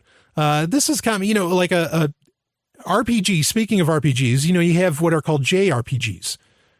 And why are they called JRPGs? Obviously J stands for Japan. It's because they have a style to where there's a set story and you're going to play out that story. Okay. You'll have some ability to play in there on how to make that happen and the best way to make that happen. And there'll be Easter eggs along the way, but you pretty much have a set story and you go from start to finish. I don't dig this idea of games without a finish. I really don't. And this is, maybe this is just me. And of course you can email the show, sovereigntech@riseup.net. But I think these MMOs, they're falling. I mean, how many MMOs come out in a year and they tank in no time? And it's not because they can't match up to the storylines of World of Warcraft. It's not that. It's just, frankly, I think people are looking for something else. Like it's a fad that's just kind of gone, and they're trying to keep the fad going. And I don't think you can keep it going. And I'm happy about that. One thing I loved was that SOE actually did was the Matrix Online. Incredible game. Lots and lots of fun. Okay. They couldn't at the time, they couldn't maintain the player base. And the Wachowskis eventually walked away and they ran into the same problem where, they couldn't keep coming up with fresh content. Well, then end the game. It's okay. And have that set end. And then maybe you can just charge a better premium price up front for it and not do the monthly fee. And that, that's annoying too, is that monthly fee, because one of Dungeon Fighter Online, I think it's called, I played that for a good couple years on Steam. I put so much money into that game and now the game's canceled and it's all over. This is my biggest problem with MMOs is that, hey, when the game's canceled, too bad. You're never going to play that again. As to where I could play Super Mario Brothers, till the end of time. That sucks. That talk about built-in obsolescence. That's annoying. And I don't think personally, if it's a game that I can't really keep, I don't know if I want to put the money into it.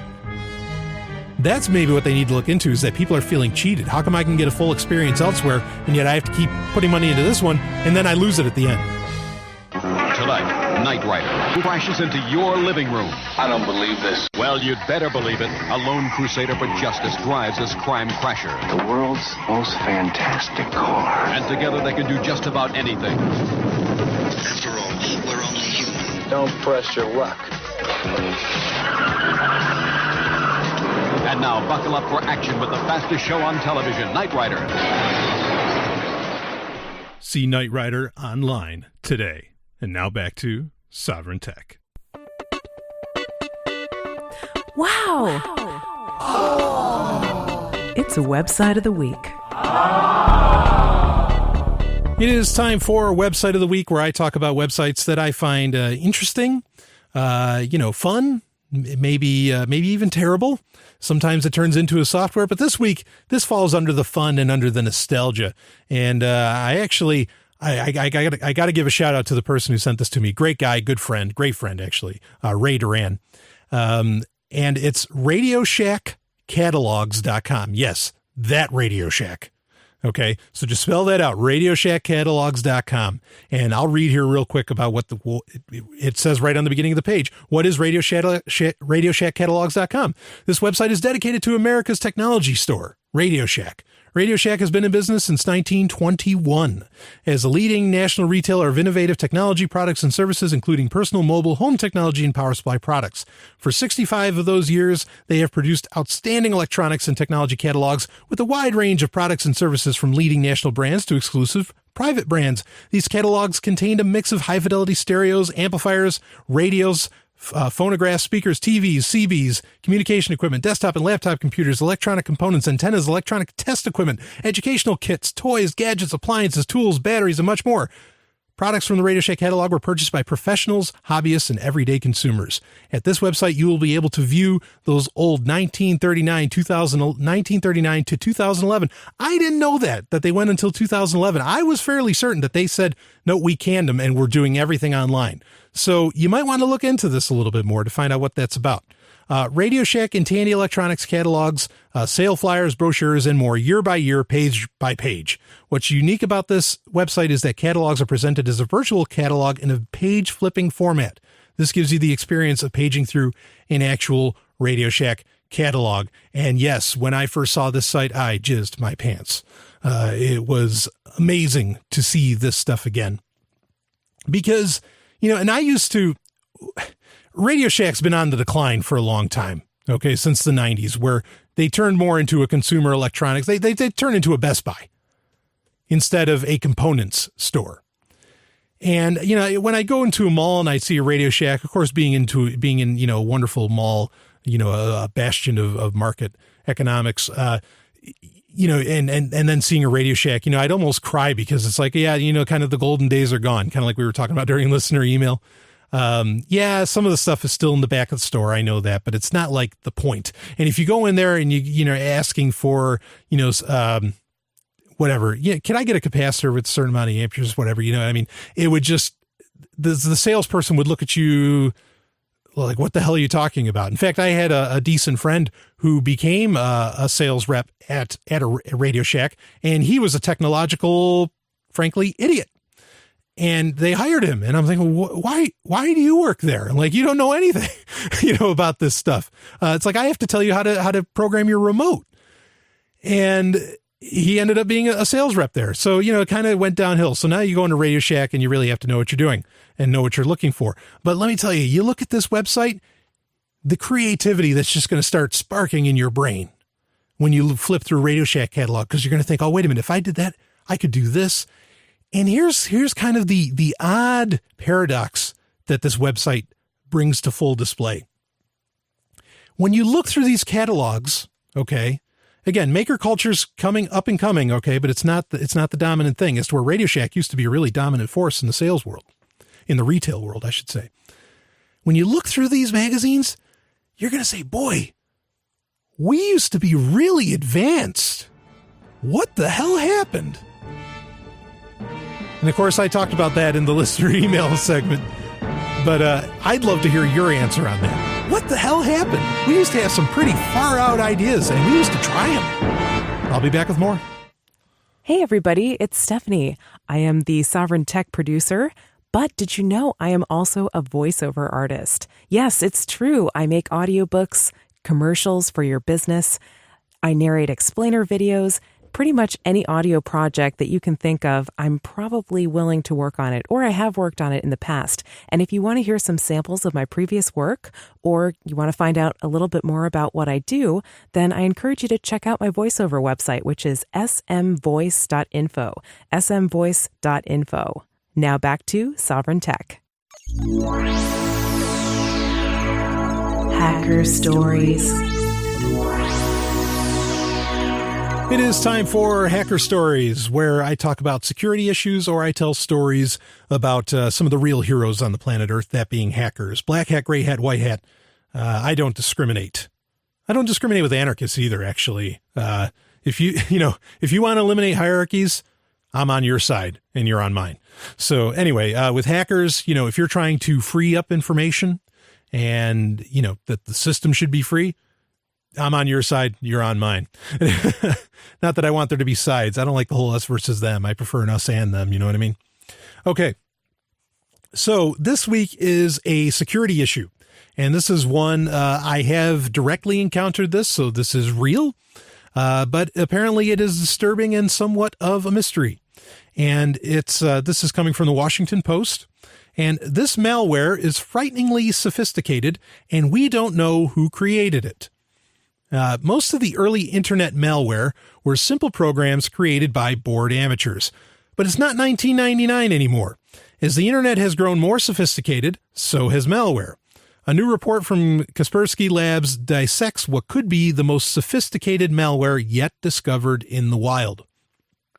The software dubbed Soretto, I'm going to say Soretto, is a sophisticated suite of tools for compromising computers and collecting a wealth of information from them. Whoever is behind the malware sends out spear phishing emails with addresses designed to be mistaken for the websites of mainstream newspapers, such as the Washington Post or the Guardian. Now, spear phishing, that's phishing with a PH, okay, is essentially like, seeing who they're just sending out, it's the shotgun approach. They're sending out tons of emails to whatever email address they can to see who's going to bite, by clicking on a link. If the user clicks on a link, it takes her to a website that scans her system for vulnerabilities and attempts to infect it. There are multiple versions of the malicious software designed to attack Windows, OS X, and Linux versions, and Kaspersky believes there may be versions that attack iOS and Android. Once Sovryn has compromised the system, it begins collecting sensitive information from it. The software can intercept network traffic, keystrokes, Skype conversations, analyze Wi-Fi traffic, PGP keys, fetch all information from Nokia devices, screen captures, and monitor all file operations. It can also capture any encryption keys found on the machine, which can help launch attacks against other machines. The software has a plug-in architecture allowing the attacker to dynamically load new software to perform tasks such as monitoring keystrokes or capturing the victim's email. So what's happening is like, this is actually when you click on this, this email would get spread even by, someone that clicked on it. It would get spread to people in their address book, or when they sent out an email, the link would appear in the email. This is pretty ugly. This is one of the maybe the ugliest piece of malware, that we've seen ever. Especially with its ability to grab, PGP keys. I mean, that's crazy. I'm going to read a little bit more here. Early malware spread uncontrolled from computer to computer. In contrast, Sovryn is highly targeted. Kaspersky was able to gather data about who was subject to attacks. Most of the attacks targeted government institutions, embassies, oil and gas companies, research organizations, private equity firms, and activists. Computers around the world were targeted with no apparent pattern. So who's behind the malware? It's likely that only national intelligence agencies have the resources to build software of this complexity and sophistication. Fragments of Spanish embedded in the software's files suggest that the culprit is a native Spanish speaker. But it's not clear which Spanish-speaking nation would build such a sophisticated intelligence operations. And the researchers note that the fragments of Spanish may be a false flag operation. The software's author may have deliberately inserted Spanish slang into the software source code to divert attention from the real authors. Regardless, the emergence of the malware underscores that software-based espionage is an important new source of power.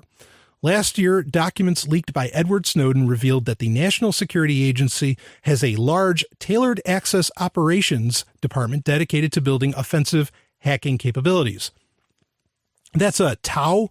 That's like the crack hack team, even though I hate to use the word hack for these guys, because these are genuinely, like, if we actually were serious about the term black hat hackers, as in people with malicious intent, TOW, or tailored access operations, would be those black hat hackers. If we're going to use the term bad guys, these are the bad guys.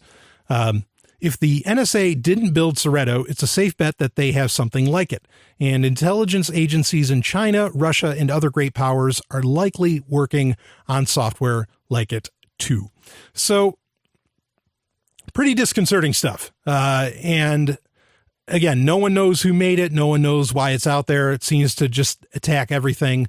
Is it Skynet spreading itself? That's one theory that's kind of going around about this. No. And we still don't know, this story is about a week old. Again, we're in mid-February 2014, and no one's really come forward and figured out where exactly it came from. If it's actually from a Spanish speaking country, is this Brazil getting some payback? Wouldn't that be a hoot? Is it the Vatican? Maybe it's not Spanish, it's actually Latin, and the Vatican's going to take over. The anti-pope is here, mark of the beast, it's all over. No, I have no idea. But yeah, this is really disconcerting that this can happen. And it makes an interesting case for using things that have a sandboxed architecture. But of course, this is designed, because that's the idea, is that, okay, well, if I have a sandbox architecture, kind of like what Chrome OS is, then it can't get into your complete system. it can't get into like the kernel of your system if you have a sandbox, or it can't totally, get into the nitty gritty of the operating system if you have a sandbox system. But this somehow works like a plugin. Okay. And it just circumvents all that and keeps updating itself while it's at it. Okay. So even if it's inside of a sandbox, it's just going to keep updating itself inside the sandbox. And, really, when you think about it, even if things like this just infected your web browser, boy, if I had something like this infect Chrome, Chrome is where my PGP keys are pretty much stored, using the Malvelope extension. So that's kind of a problem with the centralization of software, is that if everything's in your web browser and, you don't have, if you're not using like Firefox, where you could maybe have a little more control over the way extensions communicate with each other, you've got a problem, because everything's right there, and it doesn't matter if it can't infect the rest of your operating system. It's infecting the part where everything you get to, everything you do gets done. And it could steal, again, your PGP keys. It could, steal seemingly pretty much everything. It does keystrokes, screenshots, the whole business. And this sounds, so scary, right? But, Kaspersky is already working on the antivirus, or, not the antivirus, on the software to fight this malware. They can identify it now. So that's good. Okay. The escalation is occurring where companies are already fending this off. This isn't something that's unstoppable, but it's creepy that it's out there. I don't know yet. I tried to look into this. I don't know yet if Chrome OS, one of the reasons I recommend Chromebooks is because Chrome OS is so rock solid as far as security goes. It generally doesn't get malware. And it updates all the time. So, the entire operating system, when Google finds a problem, if they find malware that can infect Chrome OS, they can update the entire operating system to fend off whatever that malware is. That's why I recommend Chromebooks, because in a world where this kind of shit can happen, okay, something with that deep level of security that Chrome OS has, almost uniquely, becomes, priceless.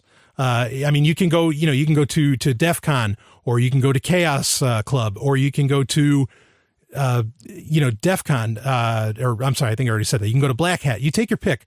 Go to any of these places, and you can walk in there with a Chromebook, and as long as you don't have developer mode on, walk around with confidence. That's priceless. Okay. That's really priceless, especially for me. You think I haven't been on the wall of shame before? Come on. So, these are things to consider, though, is that when we centralize our software, and I know it makes things very easy to use. I love it too. Okay. But when we centralize our software, plugin, malware that acts like a plugin of this nature can really do some damage and grab everything. Okay. And, no one's saying that this is the government, and I'm not saying, be afraid. I'm just making you aware that this is out there. It exists. And even if it's not the government could probably do something similar. Okay. Maybe not as good, because I would actually, this is one case where I think that private hackers probably came up with the better trick. So anyway, I'm not saying all this to scare you. I'm just saying, I'm just letting you know so that you're aware that there is malware that can grab your PGP keys. There is malware that can grab all the keystrokes. There's malware that can, take screenshots and all this stuff. And it's just, it's good to be aware. What do we do about it? Well, this is where, Kaspersky comes in, and hopefully, they will thwart this off, and you just, you kind of hope that the NSA, if they develop something like this, or if, the Russian Federation develops something like this, that, your antivirus software or the OS that you're using will fend it off. Now, this is also an interesting case. If you want to get to the paranoid point, okay, what do you do about it? You don't want to go with Chrome OS because you don't trust Google. I don't blame you. This is a great case for, I mentioned this a lot, and I am very interested in people starting to use this, and that's OpenBSD, or at least there's a few flavors of BSD, a few different distributions. There's also FreeBSD, which might be a good way to start if you're new to the whole thing. But I'd really like to see people migrating away from the major operating systems. I mean, Linux is a great thing to be on because you can actually have, total control, more or less. But, nobody really looks at BSD. So I think, if you're wanting to get away from this kind of malware, might be a good idea to head that way, even though things that affect Linux can infect BSD if it's targeted. Anyway, I'll be back with more. This is Sovryn Tech. What does freedom mean? Tune in to LRN.FM to find out. LRN.FM is the Liberty Radio Network, a collection of live talk radio and podcasts, all coming from a principled pro-liberty perspective. LRN.FM show hosts aren't left, right, or conspiracy kooks. You can tune in 24/7 to LRN.FM via your phone, computer, satellite, and more. Listen free anytime at LRN.FM. That's LRN.FM. Would you like to play a game? Game of the Week. It is time for Game of the Week, where I cover a game maybe that went under the radar. Nobody bothered to check it out because of all the AAA titles that seem to come out by the day almost now. You've got to play this game, and a lot of games get lost in the shuffle and nobody talks about them. Not even, really great video game websites like Kotaku or PC Gamer. They won't even talk about them. But this is a game that just came out. It actually originally it came out, I want to say maybe 89, 91, something like that. And it's R-Type 2. And R-Type is, it's a horizontal scrolling shooter. I think that's what they used to call them, where, kind of like a Defender Stargate or Defender or, Gradius was, Gradius would be one of those. Gyrus was a vertical version of that, of the shooter instead of horizontal. And just a really cool game. Lots and lots of fun. You're a spaceship and you're taking on an empire, whatever kind of evil empire, and blasting them away, and you get weapon upgrades. And what's really great is R-Type 1 actually came out for Android and iOS a while back. And it was good, but it had a funny control scheme with touchscreen. I love the fact that a lot of these classic games, like R-Type, are coming out for mobile devices, tablets and smartphones and whatever. But unless you have like a Moga controller, or if you're using NVIDIA Shield, sometimes the controls can be really, really funny on a touchscreen. Like Sonic plays rough, in my opinion. I have every Sonic game for, that's available for Android, and they play really, really rough. It's tough to be that precise that game requires. And R-Type, the original R-Type that got released for Android and iOS, had that problem where your thumb was is where your ship was. The problem was, unless you had like the thumb of a child, which is fine if you're a child, it's fine if you're an adult too. If you have that thumb, it's okay. I'm just saying, unless you had a really small thumb, you couldn't see the ship and you couldn't see things coming from the other direction, coming from behind you. In the first R-Type, that wasn't really a problem. Not a lot of things came at you from behind unless it was a stray shot from an enemy. But in R-Type 2, that changes. And so, but they came up with a really clever thing where they put sort of an invisible D-pad being the cross structure that you're used to ever since the original Nintendo, as far as controls go, directional controls. That's what D stands for. They put an invisible D-pad at the bottom, and it's so intuitive and it works so well, and you can control your ship so much better. If you want to play it like you did with R-Type 1, where wherever your thumb is where the ship will go, you can set it for that too, which is nice. And they put in a whole bunch of, they put in the achievement system for Google Play games and all that, and added, I think they even added some levels. They really, really did a top-notch job of making R-Type 2 look really good, because it looks like that, was it .emu, I think is the company that's putting these games out now, some of these classics. With R-Type 1, they didn't liven it up much. They didn't, and it's one of my favorite games. I love R-Type, definitely at least in my top 50, and in the gaming world, that's pretty huge. The R-Type series, not just R-Type 1. And with R-Type 1, they didn't really, they didn't bring it up. They didn't give you a good reason to purchase, because you're just playing R-Type. Now, maybe that's a good enough reason for you. Kind of was for me at the time. but I was really hoping for, a much better experience. R-Type 2 solves all of that. So if you've never tried R-Type, if you've never played R-Type, skip R-Type 1 and go right to R-Type 2. It looks better. Again, a lot of, like even it was the ship, the R9, everything is it just comes together so much better than they did with R-Type 1. I mean, the game itself, R-Type 2 in itself was a pretty good quantum leap in gameplay back in, in 91, in comparison to the original R-Type. But I love these kinds of games, the horizontal shooters. I like, or the bullet, they're kind of like they're a side scrolling bullet hell, essentially. Bullet hell is where there's just, things are just constantly firing and you're just constantly shooting back, which, that's interesting. February 18th, which is just in a few days, I think, they're releasing Ikaruga for Steam. Ikaruga is that, now that's a horizontal, scrolling shooter. That's not running side to side. It's up and down. That's a classic. You might want to check that out too. So look at that. You got 2 games for Game of the Week. So look for Ikaruga coming out probably next week, and R-Type 2 is available now for Android and iOS. And just an absolute classic. You play it for a few seconds, you'll see why. Tons of fun. I'll be back with more. This is Sovryn Tech.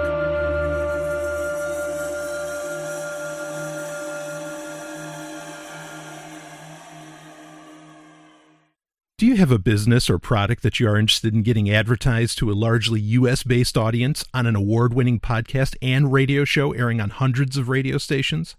Let Free Talk Live be a part of your advertising portfolio, because the world of audio never fades.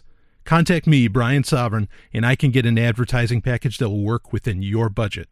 Email me at brian@freetalklive.com, and that's Brian with an I. Again, brian@freetalklive.com. Hey, what are you doing? I can't believe I caught you again. Jesus doesn't approve of this little habit of yours. I know, baby, I know it's wrong, but it feels so right. Well, it ain't. But I've been doing it since I was 12 years old. It's nothing but a sinful perversion of nature, if you ask me.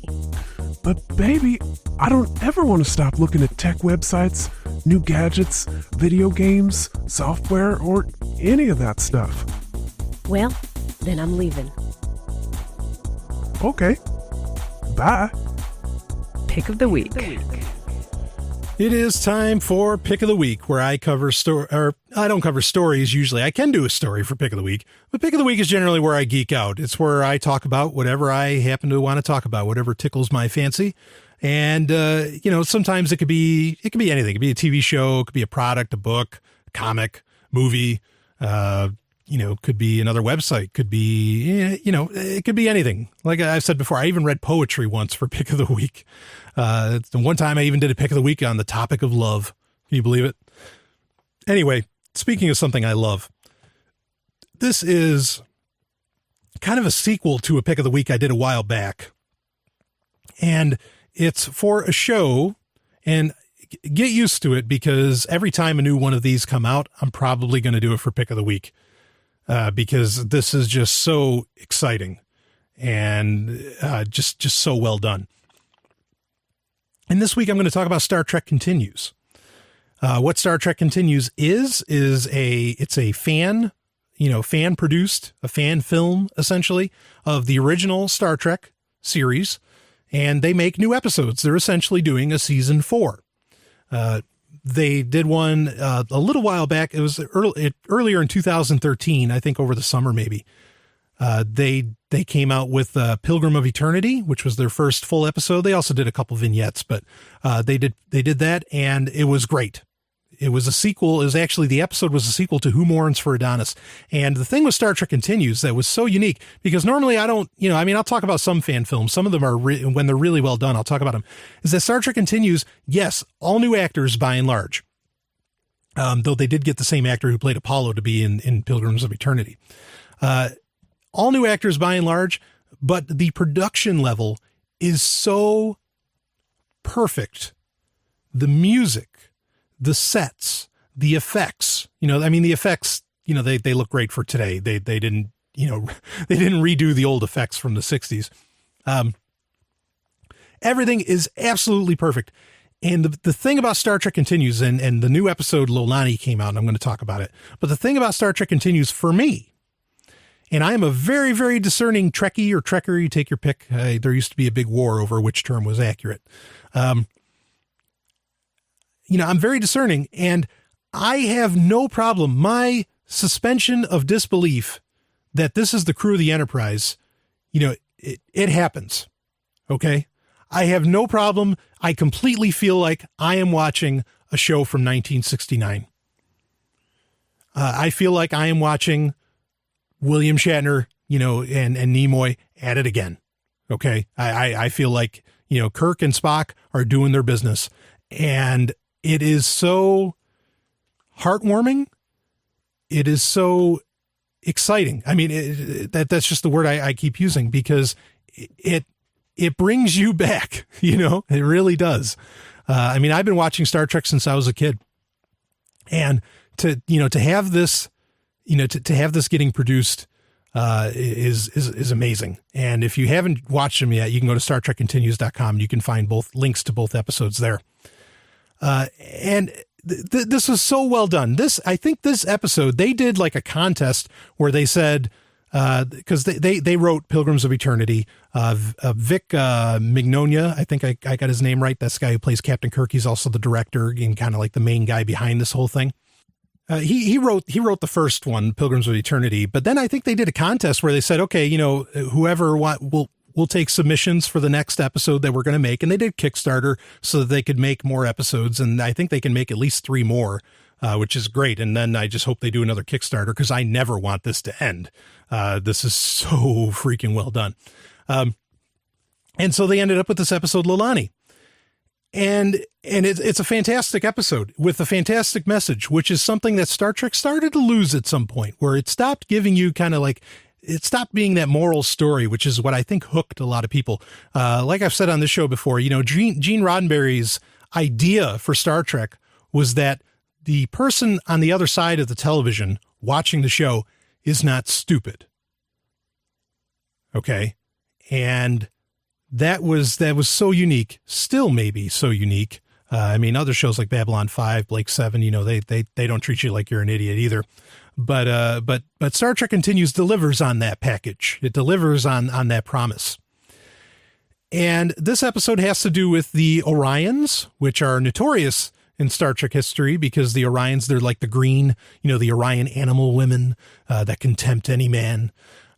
And they kind of, it has to do with an Orion woman. And if you haven't watched the episode, please go watch it first, because I'm going to go through some spoilers here. And really the whole show. Okay. Well, I won't go to, I'll save what the show's about for a little bit later here, but, the production values were, again, incredible. The Orion woman in it was stunning. She was absolutely beautiful. And just a tremendous actress, to pull it off. They got Marina Sirtis again, who is Counselor Troi, to do the voice of the computer, which is awesome because, of course, Deanna Troi was the daughter of Lwaxana Troi in Star Trek The Next Generation. And of course, Lwaxana Troi was played by Michelle Barrett Roddenberry, who was the voice of the computer. So you kind of have a certain degrees of separation, which is really cool. And in this one, I thought they got, Todd Haberkorn? He plays Spock.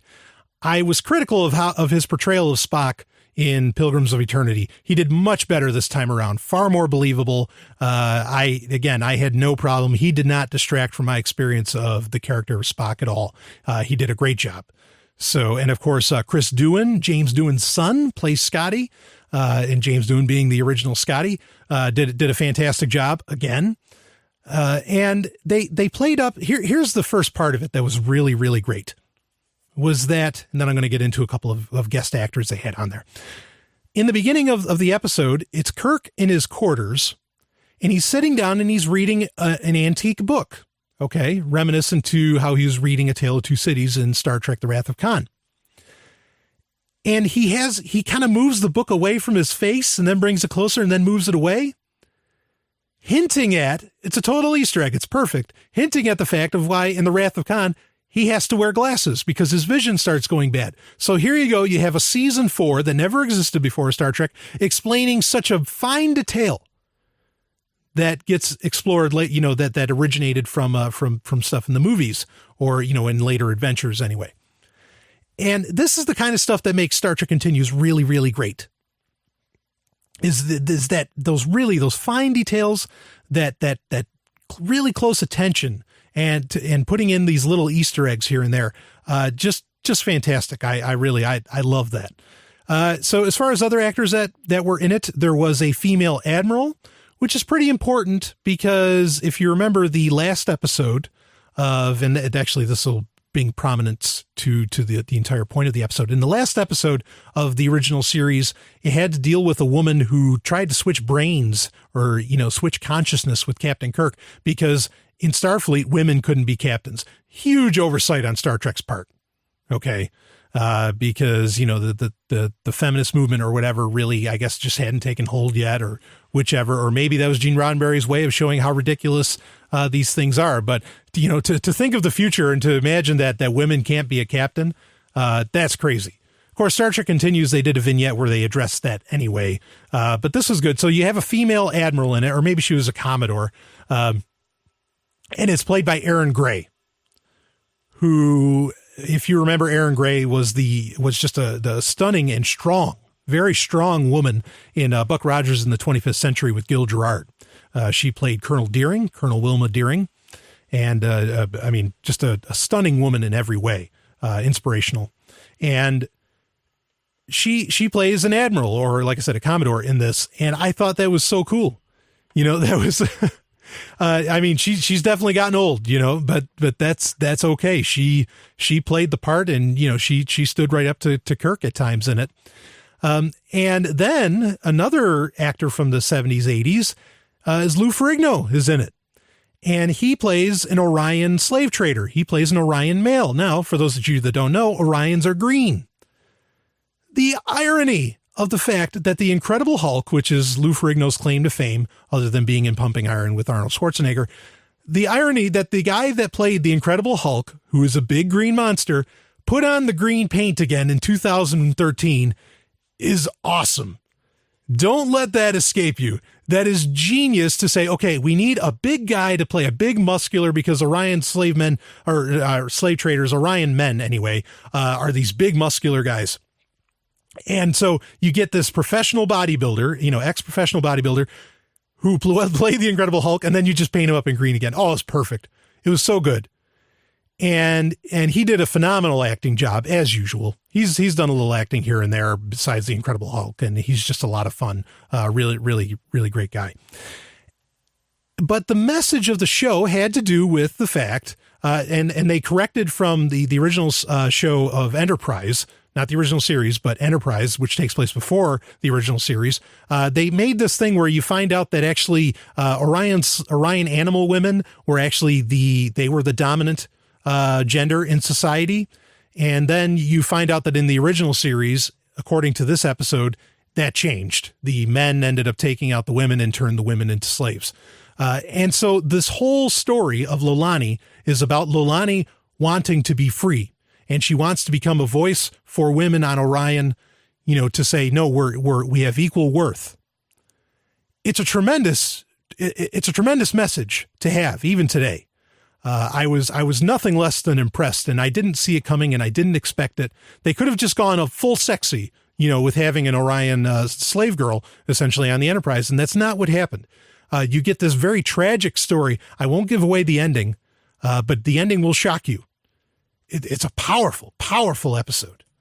And to have Kirk even spars with Lou Ferrigno at one point, verbally spars, over a dinner, and just has this, this great, there's just a great message of equality. And what happens is, Starfleet's telling Kirk, no, you can't, this is their society. This is how the Orions work. It doesn't matter if it's right or wrong. If in their society, a woman is a slave, she's a slave, and you deal with it. And you let her master have her.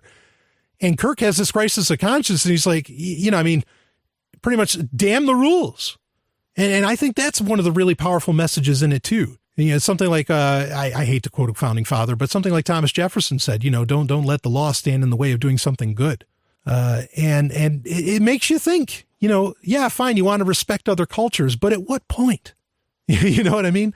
Well, at what point does that say, hey, you're not respecting, fine, I'll respect your culture as long as you're going to respect the person's humanity. And, you know, it raises the question for me, okay, fine, in Starfleet or America, women have gotten their, you know, have earned equal worth, equal rights, whatever you want to put that. But what about other countries?